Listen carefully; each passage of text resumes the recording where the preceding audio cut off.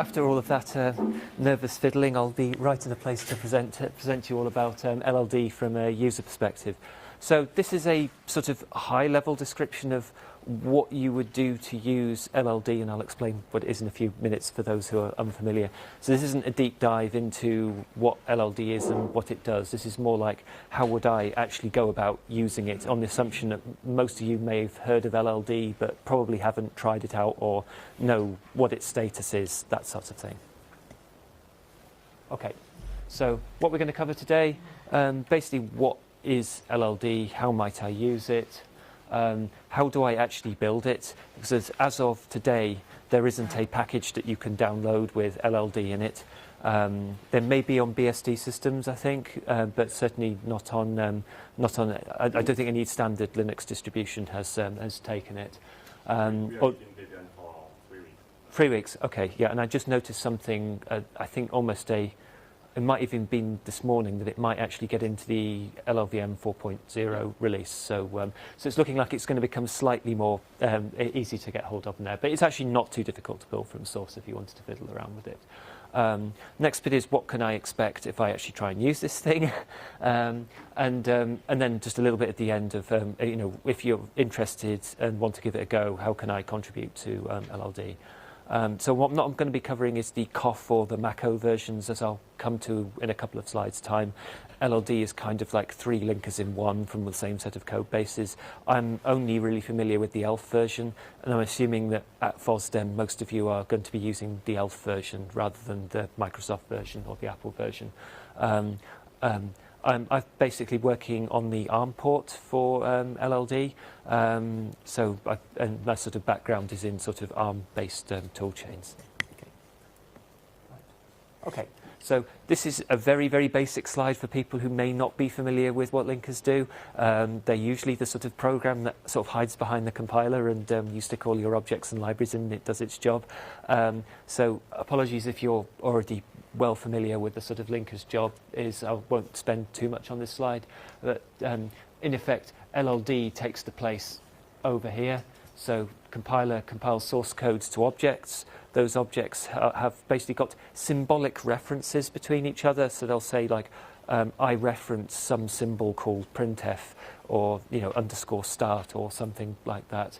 Quite often what the linker's first task is to say, take in all of these references, saying that the objects say, I need X, I need Y, and then it's got to go search through all the libraries that you've put on the command line, and then basically say, okay, I see definitions of function X, function Y, and these functions need Z and whatever, and then basically just load everything all into one bit. And then once you've got everything all loaded, you've then got to resolve all those symbolic references so that the reference to printf gets connected with the definition of printf. So that, in a nutshell, is what a linker does. There's various other bits that you can do to sort of control where bits go. So people doing embedded development will often use a special linker control script. They'll say, hey, I want all of my vectors to go at address 0 where, on certain embedded systems and the like. And at the end of it, you're left with a single file that you can then use as a shared library and executable, or some sort of slightly more concrete form than what came in at the front. So that's what LLD is trying to be. It's trying to be a sort of system linker. It's not really in the state to be a library at the moment. And I think there has been some arguments on the list about, is that the right design for LLD to be a program or a library? There are arguments both ways. Typically, as a sort of person who's developed linkers over the years, typically linking is an all-or-nothing job. You tend not to want a bit of a linker. You tend to want all of it or none of it. So I think using it as a library, I don't know whether anyone's come up with a really compelling use case to do it yet. It sounds nice in theory, but I don't know yet whether anyone's worked out well or actually come up with a compelling enough reason to do it. Okay. So LLD as a project kind of, I guess, has existed for quite some years, but it only really, development of it kick-started in about 2015. Prior to that, there was a single code base, and it was based on a sort of Mac-O concept of an atom, where an atom roughly maps to one function, which and you could then move these atoms about, and that works quite well in Mach-O, but in ELF and COF, where you can have a concept of a section that can have multiple functions in, the ELF and COF linkers basically had to keep translating to and from, or the atom-based model, putting constraints in, and it was slowing up development quite considerably. So at about the time of 2015, the COF code base forked off and basically said, no, there's not a lot of point in maintaining this atom model for the COF linker. I can streamline the development much easier. So ended up with a much faster, simpler to maintain code base out of that. And then probably a few weeks to a month later, the ELF back end was sort of stripped out under the same sort of principles.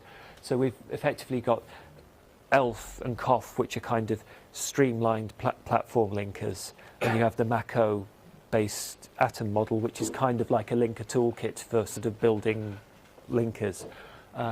So these two linkers don't really share code.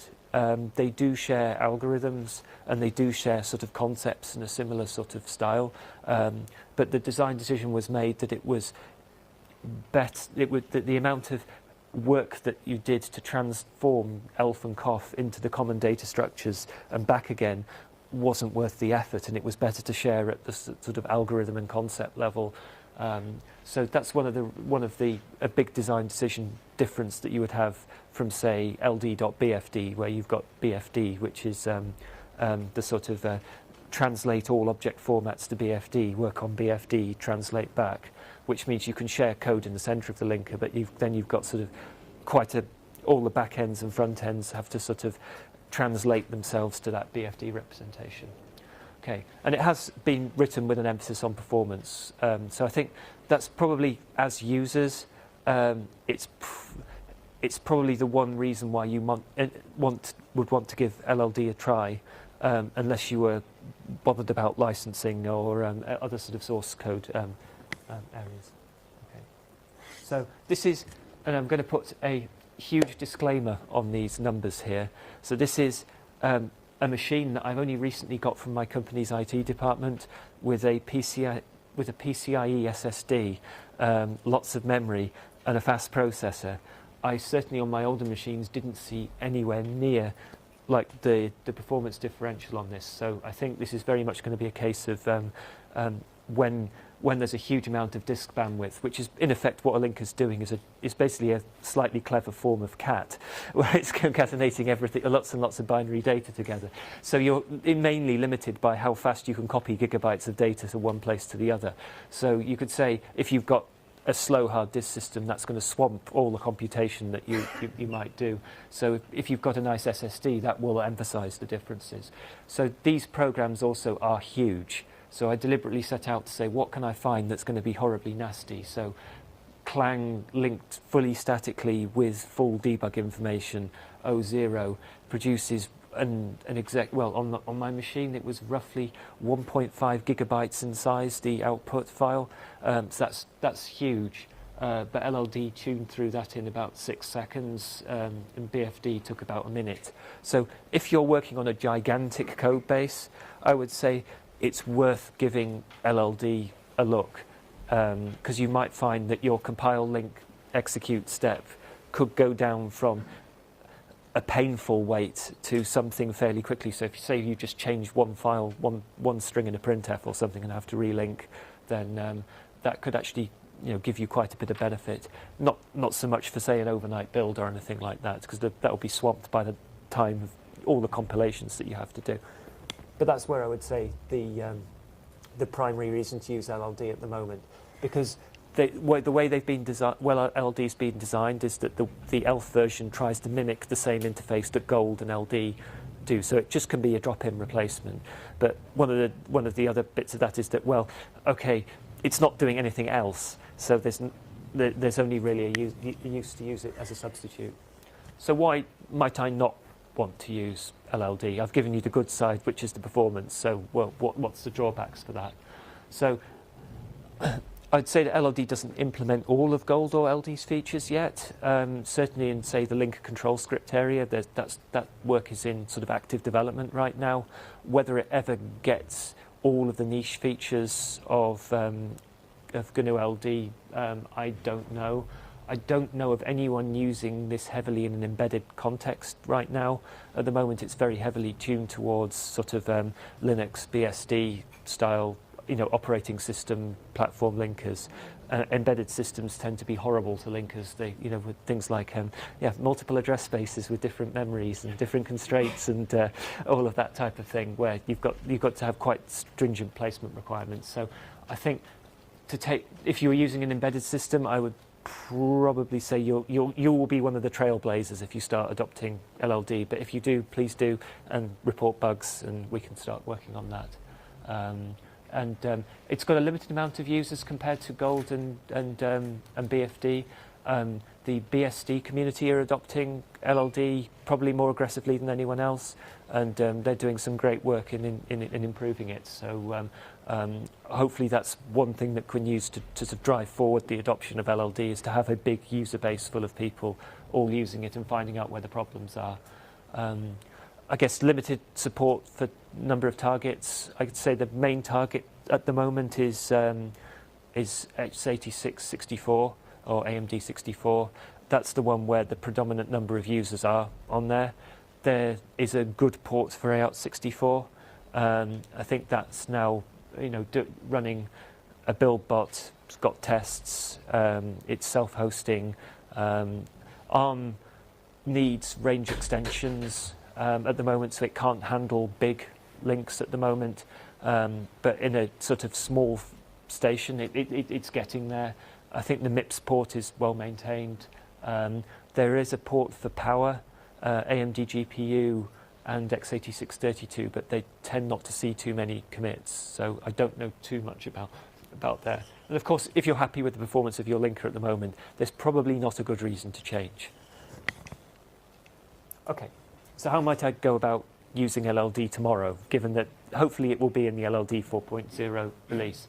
So very, very simple. If anyone who's been used to building LLVM, you basically put LLD in the tools directory like you would put Clang, and then just do the standard CMake Ninja and install, and you'll get an LLD in your standard build/bin directory along with all the other LLVM tools. So what do you actually get out of the end of it is you'll get a tool called LLD, and you'll get a symlink to it called ld.lld.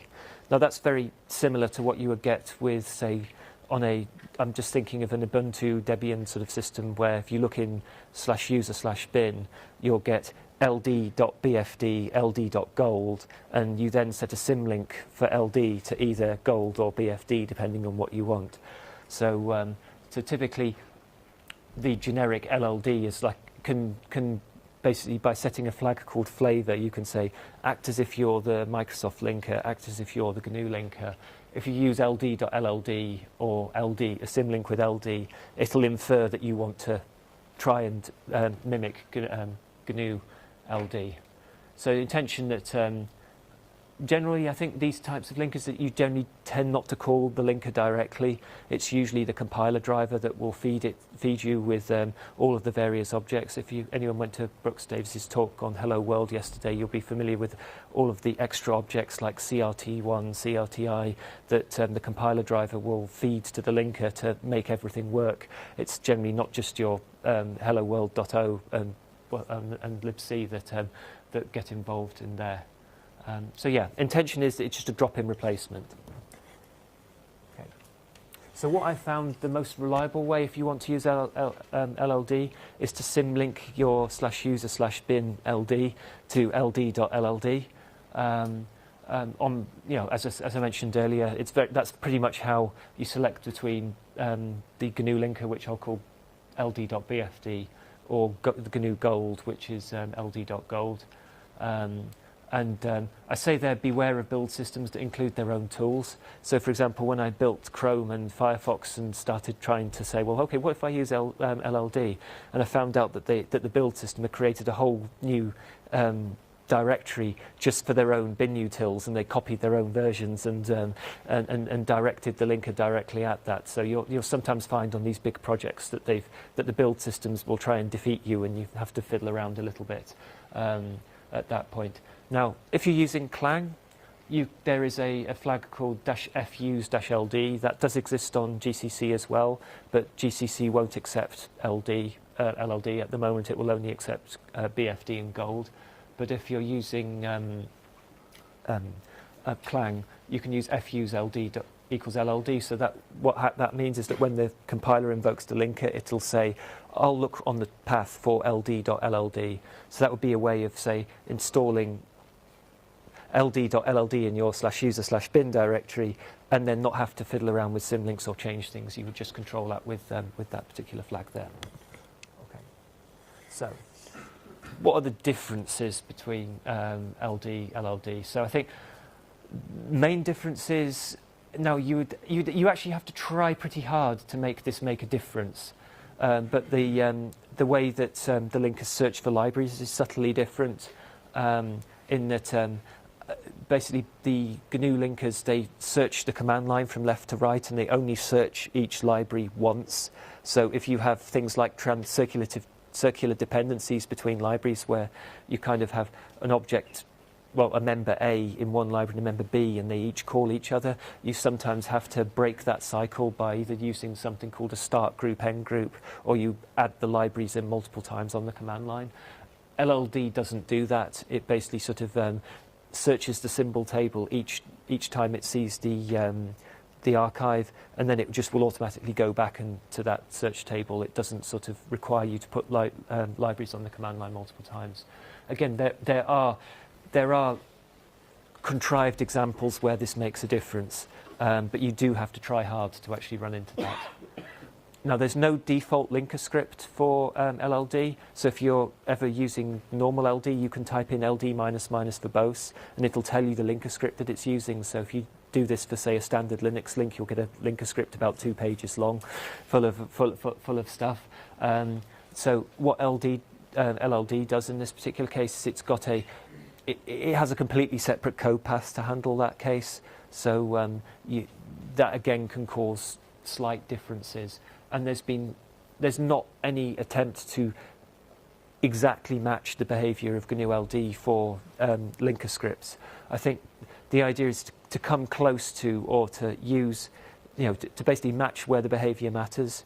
But the sort of linker control scripts are somewhat loosely specified, and they're often only specify a part of what's needed. So, for example, you can write a linker script that specifies just one portion of your image, and then you leave the rest of it to the linker. And so LD and LLD might make different decisions in that particular area. And also some options are just not implemented, and quite often there's some command line options that are just, they'll be accepted because they're passed by GCC every time you do a link, but they're not actually needed, so LLD just ignores them. Okay, so here's a very, very quick data. I won't go into too much detail about this, but this is just showing an example of some of the design decisions that LLD has taken that's different to LD. So on your left, you can see 2 program headers, an RO and an RW. And you'll also see that the green bits are the sort of executable code, and the sort of cyan bits are the sort of RO data. You'll see that LLD groups its RO data first before the executable bits, and has a 3 program header layout. And you can find that some tools that assume the 2 sort of program header tables can get confused by that. So that's again something just to watch out for. Generally, this sort of thing doesn't matter. Okay, so as I sort of start wrapping up, I started going through this earlier on, then realised that I had a slide later on. But I think the general status, I'd say the AMD 64 one is looking pretty good. a lot of work's been done over the past few months to get the linker scripts working. There's several build bots that involve that basically go through Clang, LLD, two-stage build bots that check everything works. I think as of the January 2017, I saw a message post list that the FreeBSD-based system, kernel plus user space, has been linking and running with LLD, and I think there's also some progress going through the ports, I think, as you can see there, 20,000 out of 26,000 are linking properly, and I think we reckon that some of the ones that aren't are not. There's not 6,000 individual problems there. There's probably a handful of problems that are causing those, and there's a sort of upstream tracking bug so that if you're interested in sort of keeping that progress. So ARC64, we've got little endian support only, but we have got a build bot running to make sure that it doesn't, it keeps at least self-hosting and linking Clang. And what's that, sorry? And the test suite, right, okay.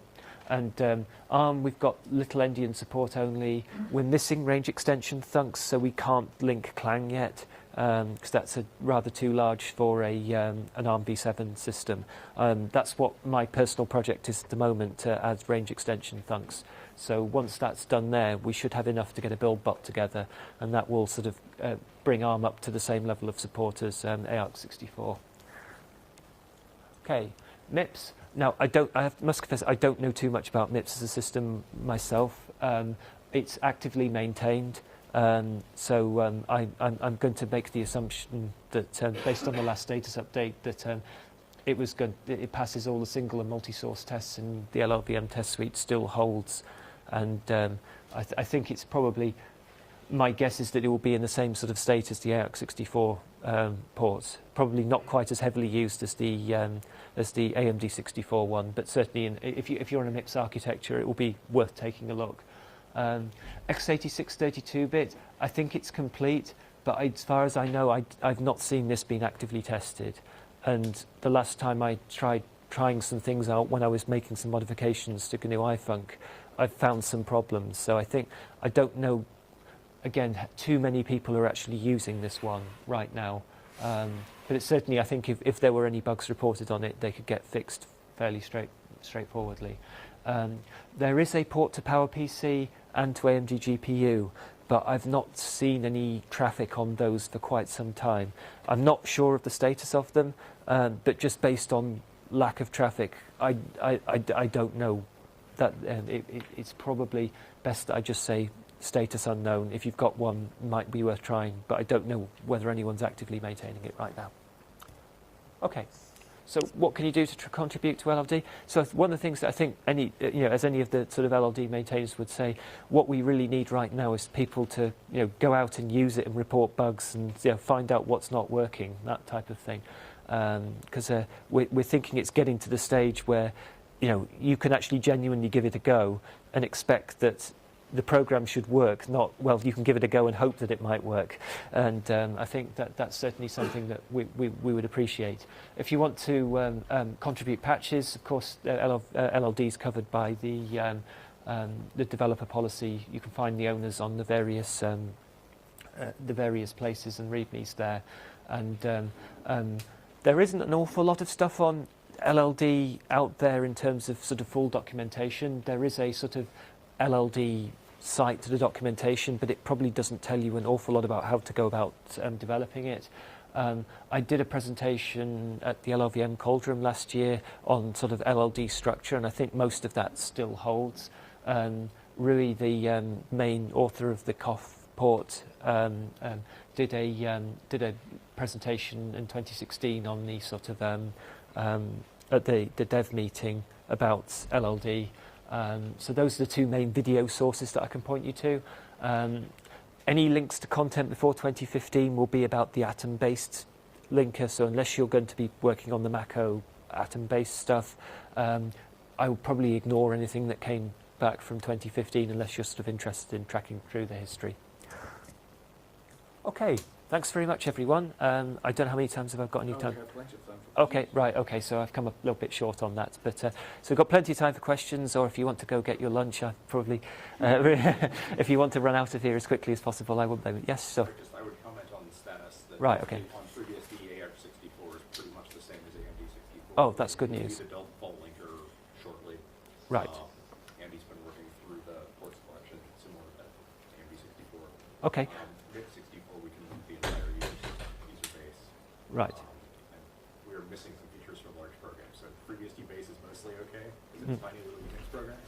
But I'm sure client has to work. Right. Okay. So just to repeat that, just for anyone who didn't catch that on the thing. So update on the BSD side. So the AMD ART64 should be, and MIPS 64 should be fairly close to AMD 64 in terms of their coverage.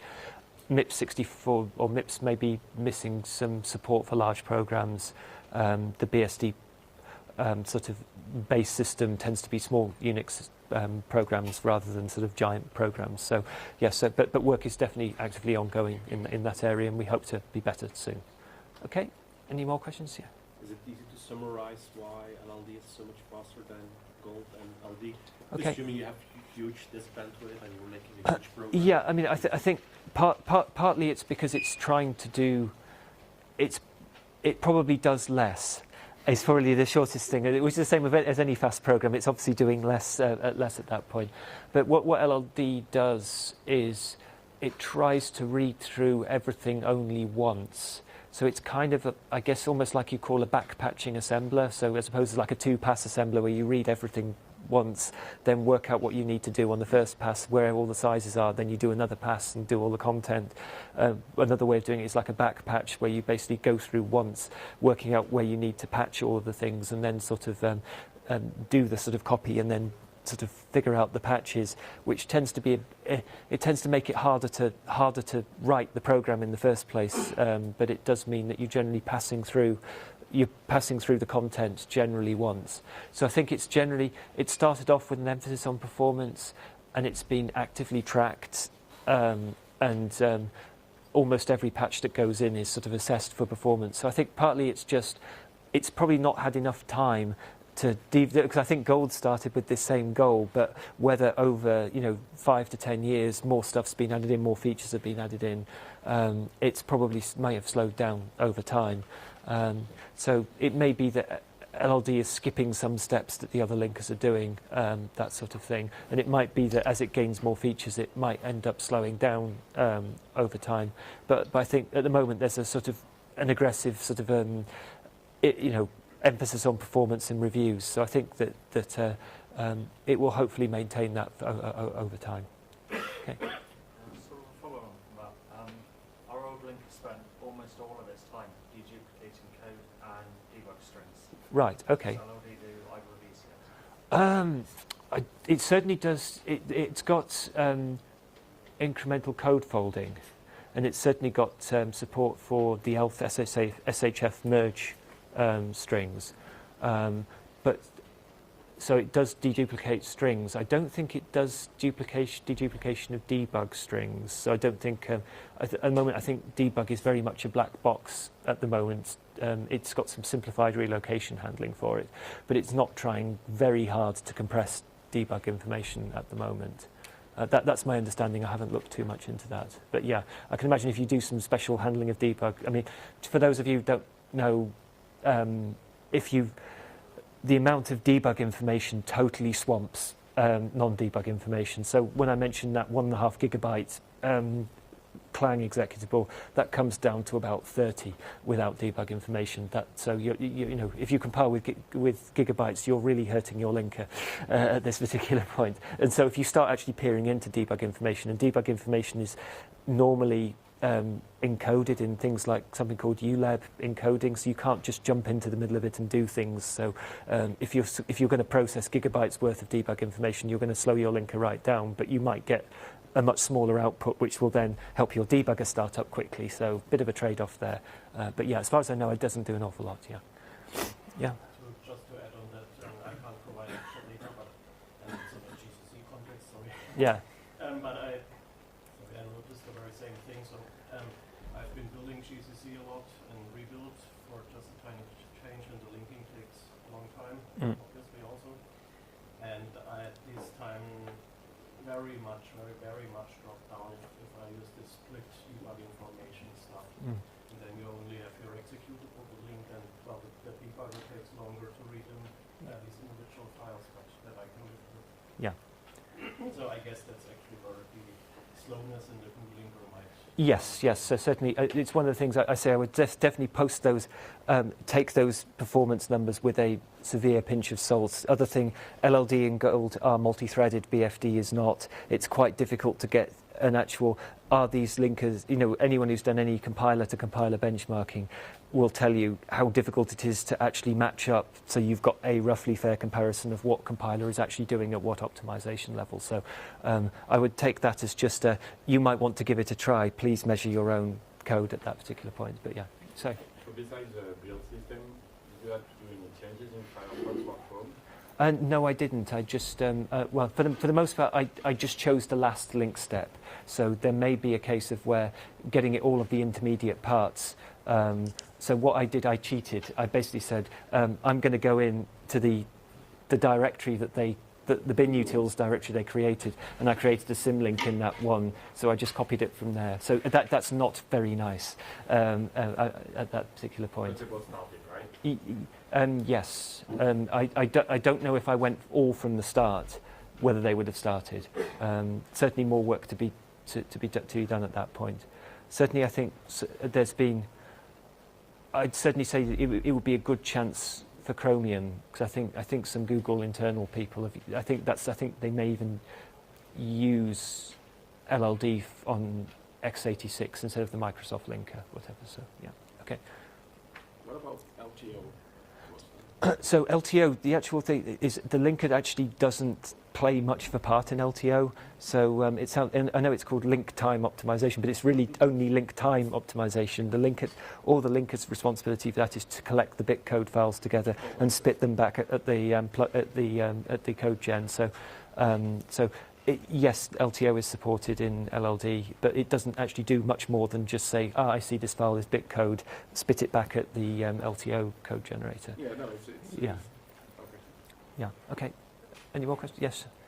What's it like to work on in terms of sort of code churn and management? So, well, okay. So it's under quite heavy development. So it's often okay. So I've got Sorry, I've got to repeat the question. What is LLD like to develop on? So it's quite a dense code base. There's not actually that many lines of code, but it's quite heavy C++11, and it's quite almost everything, every sort of bit of code does something.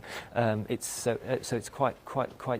It does take a while to get your head around what the various dependencies are. So what I mentioned about everything being read once. One of the difficulties about that is that one of the most difficult bits about linker development is knowing what assumptions that you can make at each point in the link, because at every point you're going from an abstract representation to a concrete one, and you might find that you've broken the assumptions that something's made later on or before. So I think based on my sort of experience with other linkers, it's slightly harder to get started with, just because it's quite dense.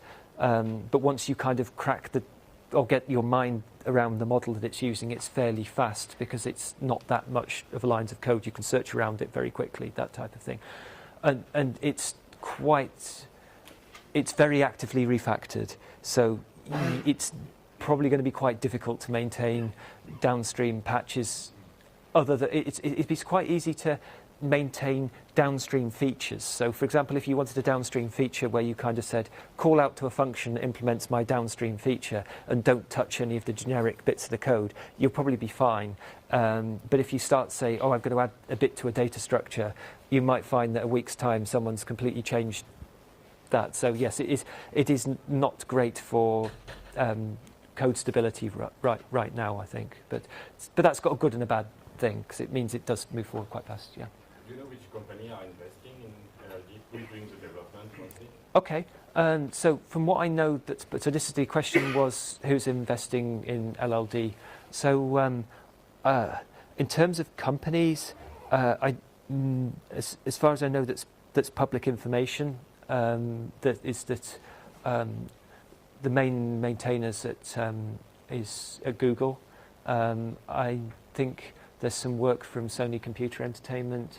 I think that's also sort of done from the BSD base, Adaptive, and there's quite a lot of people coming from the BSD community. So I would say largely from companies. There's people from processor manufacturers, so Linaro, ARM, AART64 type thing. I think the main MIPS maintainer, I don't know whether he works for MIPS, but it's very possible that he does. So besides the processor manufacturers wanting support for their own architectures, I'd say it's the usual sort of suspects of the large companies, that sort of thing. But yeah, other than that, look at the maintainers, look at their email addresses is probably what I would say. Okay. Yeah. So you told us that we should not use the LLD if we do not have to use it. Yeah. But LLD is much faster, as I see it, than LLD. And the question is, if we try to use LLD in a production system, would we have to worry about breaking the software that comes up? Well, all I say is that you're at a higher risk. In theory, it's all there and it's working, but you basically have, if you have ld.bfd, you've got every man and his dog linking Linux applications every day with it. So you've got a huge test space full of people. So it's just that at the moment your risk is higher because the user base is lower. It's quite quantifying how high that risk is. I don't know. Certainly with the amount of BSD things that are being linked right now, I would say certainly on AMD64, AART64, if your application is not trying to do anything too clever, bits that gives linkers trouble are often complicated linker scripts, large amounts of thread local storage, or weird uses of thread local storage, or trying to directly place things with, so if you're doing a pretty much vanilla Linux application or shared library, you shouldn't have any problems. It's when you're using special linker features is probably where you'll find that you'll start getting problems, is what I would say. Okay. So I think got one more. Have you tried using a mixture of linkers? So say if I package something and I built it with LLD, and then a downstream user tries to use UCC with the BFD linker with the shared library, is that something that's known to work or just going to be tried? So the question is can you mix linker development, say link a Linux shared library with one linker and then say your downstream user used a different linker to actually use it? So yes, I have tested that at least interactively. Generally, that should work because it's at most point when you actually link against a dynamic library, pretty much all that the downstream linker, I'll call it the one that the user uses, is just reading the symbol table. And as long as LLD has created the symbol table correctly and the versions correctly, then all of the real work of generating all of the code to interface with that library is done by the user's linker. So it's fairly low risk that's the case. So yeah, that should be fine. Okay, I probably best stop that now and change over to the next one, but thank you very much for listening.